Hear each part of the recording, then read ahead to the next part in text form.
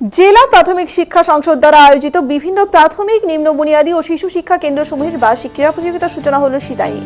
শনিবার সিতাই উচ্চ বিদ্যালয়ের মাঠে জেলা পর্যায়ের এই বার্ষিক ক্রীড়া প্রতিযোগিতার সূচনা করেন উত্তরবঙ্গ উন্নয়ন মন্ত্রী উদয়ন গুহ।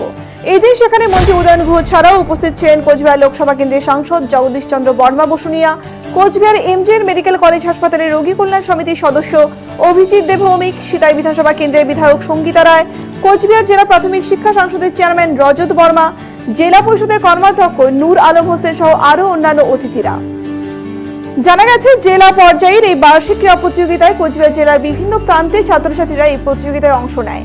41তম বর্ষের এই বার্ষিক ক্রীড়া প্রতিযোগিতার অনুষ্ঠানে বক্তব্য রাখতে গিয়ে উত্তরবঙ্গ উন্নয়ন মন্ত্রী উদয়ন গুহ সহ উপস্থিত সকলেই শিক্ষাক্ষেত্রে রাজ্য সরকার যে উন্নয়ন করেছে তার খতিয়ান তুলে ধরেন। পাশাপাশি পড়াশোনার পাশাপাশি খেলাধুলো যে অত্যন্ত গুরুত্বপূর্ণ তা নিয়েও তাৎপর্য ব্যাখ্যা করেন তারা।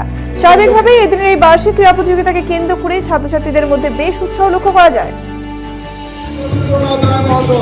কোচবিহার ডিপিএসসি পরিচালনায় এবং সিতাই পঞ্চায়েত সমিতির ব্যবস্থাপনায় সিতাই হাই স্কুলের মাঠে আজকে ডিপিএসসি নিয়ন্ত্রণাধীন